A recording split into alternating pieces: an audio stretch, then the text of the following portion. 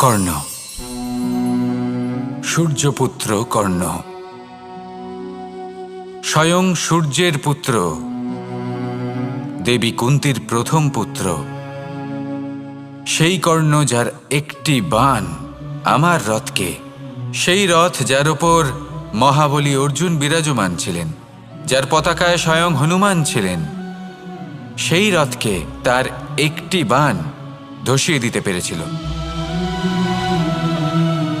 দৈব কবচ কুণ্ডলধারী কর্ণ, সেই কর্ণ যুদ্ধক্ষেত্রে নিজের সমাপ্তির সম্মুখীন হলেন। কারণ কি ছিল? নির্বাচন। দুর্যোধনের সাথে বন্ধুত্ব রাখার জন্য তার অনুচিত কর্মে কোনোদিন কোনো প্রতিবাদ করেননি, তাকে সঙ্গ দিয়েছেন এই নির্বাচন।